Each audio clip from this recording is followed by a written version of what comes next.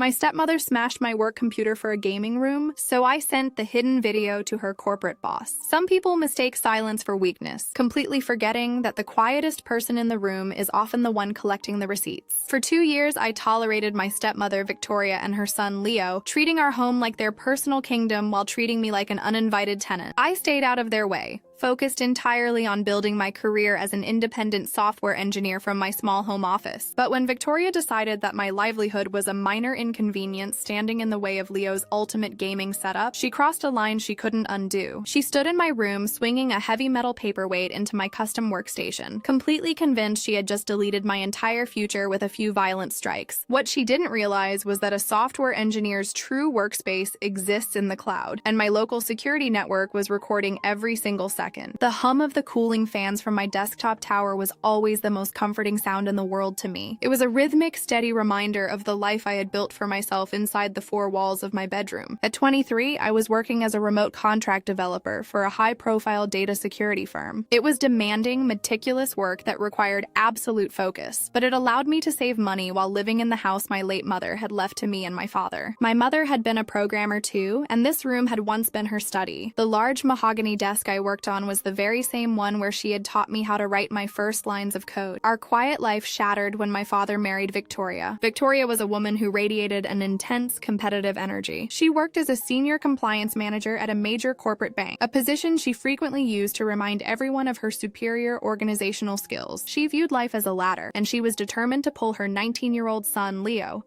up every rung with her, whether he deserved it or not. Leo was the definition of entitled. He had dropped out of community college after one semester, preferring to spend 18 hours a day shouting into a headset while playing online video games in their cramped guest room. From the moment they moved in, Victoria made it her personal mission to optimize our living space, which was her polite term for pushing me into the margins of my own home. First, she took over the living room, replacing my mother's cozy reading chairs with sleek, uncomfortable leather sofas. Then, she tried to claim my office space. "Ethan, darling," Victoria had said to me one morning over breakfast, her voice tightly controlled and sharp. "Leo is really struggling with his streaming channel. That tiny guest room doesn't have the proper ventilation for his dual monitor setup. Since you only write text on a screen all day, it makes logical sense for you to swap rooms with him. You can easily do your little typing projects from the smaller space." "It's not just a typing project, Victoria," I replied calmly, setting my coffee mug down. "I handle encrypted client databases for a financial security firm. I require a dedicated hardwired connection and a secure environment. My contract explicitly states I must have a private workspace. I can't just move everything into a closet." My father, as usual, kept his eyes glued to his newspaper,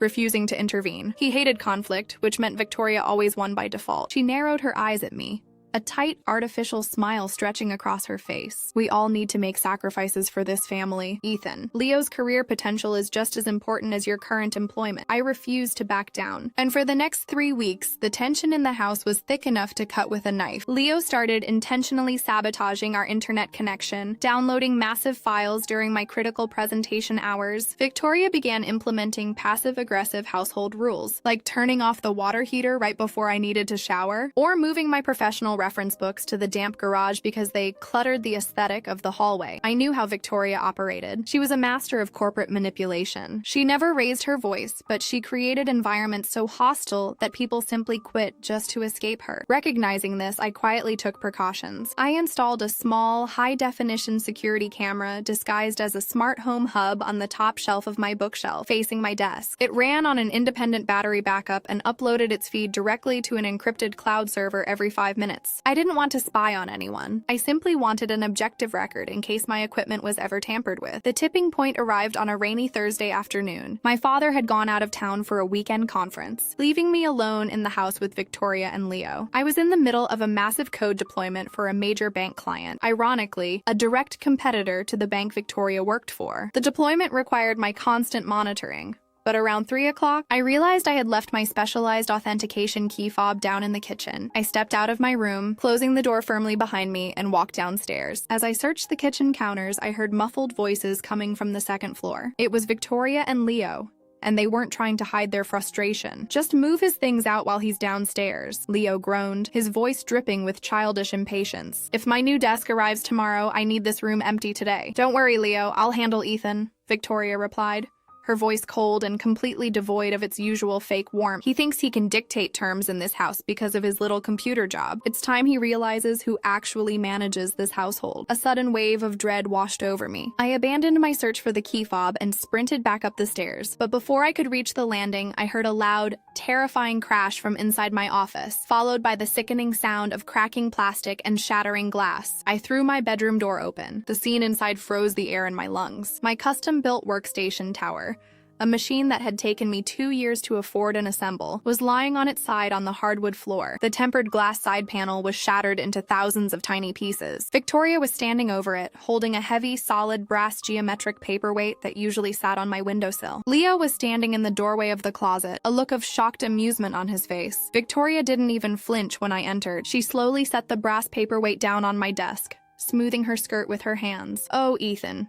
she said, her voice entirely calm, though her eyes danced with a cruel triumph. "What an absolute tragedy! I came in to look for some spare printer paper, tripped over your cluttered cables, and the whole desk setup just came crashing down. It looks like your little digital hobby is going to have to take a back seat for a while. Since you can't work now, we'll start moving Leo's things in after dinner." She thought she had completely erased my ability to fight back. She assumed that by physically destroying the machine, she had destroyed the data, my job, and my leverage. She had no idea she had just handed me the match that would burn her entire career to the ground. I didn't yell. I didn't scream, cry, or rush forward to gather up the shattered pieces of tempered glass glittering across the hardwood floor. In fact, the absolute lack of an emotional reaction from me seemed to unnerve Victoria far more than an angry outburst would have. I simply stood in the doorway, my hands resting loosely in my pockets, watching her carefully smooth down her designer blazer. "Well," Victoria said, her voice dropping into that familiar, condescending tone she used whenever she felt she had completely won an argument. "It really is a shame. But look at the bright side, Linda. Now you have plenty of free time to pack up your closet. Leo's new ergonomic gaming desk arrives tomorrow morning at 9, so I expect this room to be completely clear by then." Leo let out a low, mocking chuckle from the hallway, leaning against the wall with his arms crossed. "Yeah, thanks, sis. I'll make sure to stream my first tournament win in your honor. I need to go clear my head," I said quietly, keeping my voice entirely flat. I didn't wait for them to reply. I turned around, walked down the stairs, and stepped out into the cool, damp afternoon air, pulling my jacket tight against the breeze. I walked down to the local coffee shop 3 blocks away, sat down at a quiet corner table, and pulled out my smartphone. My heart was pounding, not out of fear, but from a surge of pure, icy adrenaline. I opened the encrypted security application linked to the hidden camera hub disguised as a smart speaker on my bookshelf. The cloud server had performed flawlessly. I logged into the interface and pulled up the footage from exactly 3:12 p.m. There was Victoria, walking into my room with absolute purpose, Leo trailing behind her like a loyal henchman. There was no tripping over cables, no accidental slipping. The camera captured the entire scene in vivid clarity. It showed Victoria deliberately picking up my heavy brass paperweight, raising it above her shoulder, and slamming it repeatedly into the side panel of my workstation until the internal components bent and the glass exploded. The audio was even more devastating. "That should take care of her little freelance project," Victoria's voice echoed clearly through my earbuds. "Once the machine is gone, your father will force her to get a real office job in the city, and this room is yours." I saved the video file directly to 3 separate secure cloud drives. But as I reviewed the footage, my eyes caught something else on the screen. Right before Victoria smashed the tower, she had grabbed a handful of loose papers off my desk, documents I had printed out for my security audit. They contained encrypted structural data schemas for the database I was developing for National Apex Bank, a direct Tier 1 competitor to the financial institution where Victoria worked as a senior compliance manager. In the video, Victoria didn't just throw the papers away. She folded them up and slipped them directly into her leather work tote. In her eagerness to sabotage me, Victoria had crossed a massive, federally regulated legal line. She hadn't just destroyed personal property, she had actively misappropriated proprietary, encrypted corporate data belonging to a competing financial institution. As a senior compliance officer, she knew the laws regarding corporate espionage and data theft better than anyone, which made her actions incredibly reckless. I opened my laptop, connected to the coffee shop's secure network, and initiated a remote wipe command on my shattered desktop's local hard drives just in case any physical data was salvageable from the wreckage. Then, I drafted 2 very specific, highly professional emails. The first email went directly to my project manager and the legal counsel at my firm. I attached the security footage, explained the unprovoked destruction of my remote workspace, and explicitly noted that proprietary national Apex Bank data schemas had been compromised and physically taken by an EDR executive of a competing bank. The second email was addressed directly to the Corporate Ethics and Compliance Division of Victoria's own employer, Global Trust Bank. The subject line was simple: Formal Compliance Violation Report. Unauthorized acquisition of competitor proprietary data. I attached the high-definition video file showing Victoria stealing the documents off my desk, along with a certified copy of my employment contract, proving that the paper she stole contained heavily restricted competitor financial architecture. In the corporate banking world, a compliance officer engaging in data theft from a competitor is the ultimate unpardonable sin. It represents an existential liability that can result in multi-million-dollar institutional fines. I hit send on both emails at exactly 4:30 p.m. Then, I closed my laptop, finished my coffee, and walked back home. When I returned, the house was filled with the smell of Victoria's favorite takeout. She and Leo were sitting in the dining room, practically celebrating their victory. My father had just walked through the front door, looking tired from his trip, completely unaware of the absolute storm brewing over his household. "Ah, Linda," my father said, sighing as he took off his coat. "Victoria told me about the terrible accident in your room. I'm so sorry about your computer, honey, but maybe it's for the best. You can focus on finding an office space downtown." I looked past him to the dining room, where Victoria was watching me with a smug, self-satisfied grin, lifting her glass of wine in a silent toast to her success. "It wasn't an accident." "Dad," I said loudly enough for the sound to carry into the next room, "and I don't think I'll be the one looking for a new job tomorrow." Victoria's smile faltered slightly, her eyes narrowing as she set her glass down. "Linda, please, let's not make a dramatic scene in front of your father. We already discussed the accident. We didn't discuss anything, Victoria," I replied, pulling out my phone and placing it face up on the entryway table. "But I think your corporate board is discussing it right now. You might want to check your work email." "What on earth are you talking about, Linda?" my father asked, his voice laced with irritation as he rubbed the back of his neck. "Victoria said you tripped over the power strip and knocked the tower over yourself. Let's not start accusing people of things just because you're upset about your equipment." "I didn't accuse anyone." "Dad," I said, my voice completely calm, steady, and loud enough to echo clearly into the dining room. "I just told her to check her email, because 20 minutes ago, the global head of compliance at her bank received a high-definition video of his senior manager deliberately destroying a competitor's remote terminal and stealing restricted financial database schemas." Victoria's face transitioned from a pale white to a deep, blotchy crimson. She pulled her work smartphone from her blazer pocket, her manicured fingers trembling slightly as she tapped the screen. The sudden change in her posture was instantaneous. Leo looked up from his plate, his eyes widening as he sensed the sudden shift in the room's gravity. "Richard, your daughter is being completely psychotic," Victoria hissed, though her voice lacked its usual sharp authority. She was staring at her screen, where a massive red notification banner from her corporate intranet was flashing. "She's fabricating stories to get back at us because we asked her to move her things." "Is that why your corporate access key just got revoked, Victoria?" I asked, stepping into the dining room and leaning against the doorframe. "Take a look at the screen, Dad."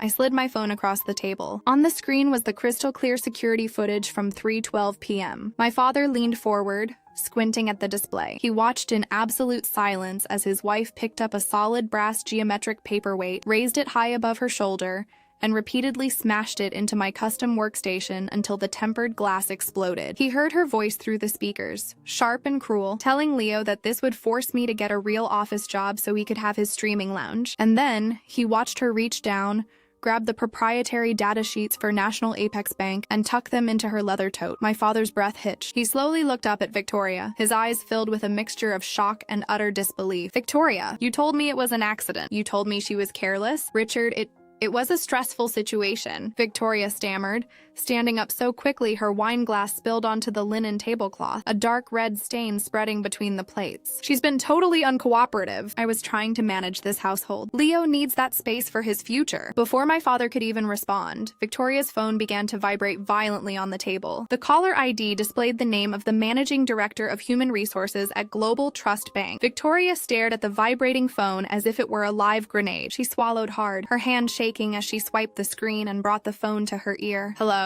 Yes, this is Victoria. I understand, but if I could just explain the context." She was cut off immediately by a loud, stern voice on the other end. audible even to me. Victoria, you are under immediate administrative suspension pending a federal data security investigation. Security services have already deactivated your building credentials. Do not attempt to log into any bank systems. A formal termination and legal review package will be couriered to your residence by tomorrow morning. The line went dead. Victoria slowly lowered the phone, her face completely hollow. In less than an hour, her 30-year career in corporate finance, her pristine professional reputation, and her massive salary had evaporated into thin air. You ruined me, Victoria whispered, her eyes locking onto mine with a terrifying intensity. You calculated this. You set a trap for me in my own home. You set the trap yourself, Victoria. I just recorded it, I replied coldly. You thought you could treat my life, my space, and my mother's house like your personal playground because I chose to keep the peace. You assumed that because I didn't fight your petty household rules, I didn't know how to protect myself. Leo stood up, his face pale as he looked at his mother. Mom, what about my new desk? What about the streaming setup? Shut up, Leo! Victoria snapped, her composure completely shattering as she threw her phone onto the table. My father stood up, his face dark with an anger I had never seen in him before. For 3 years, his cowardice had allowed this woman to slowly erase our family's history. But seeing her physically destroy his daughter's livelihood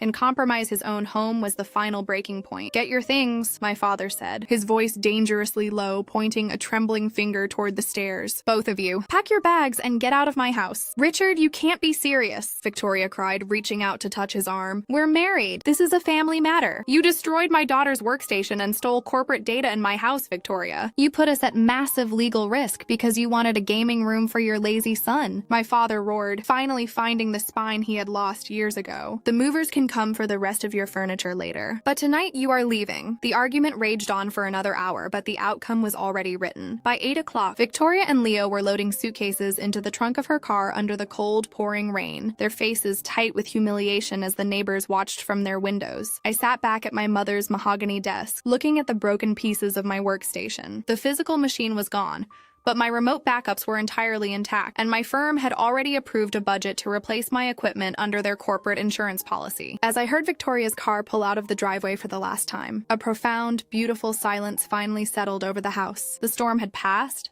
the intruders were gone, and for the first time in years, my home felt like a sanctuary again.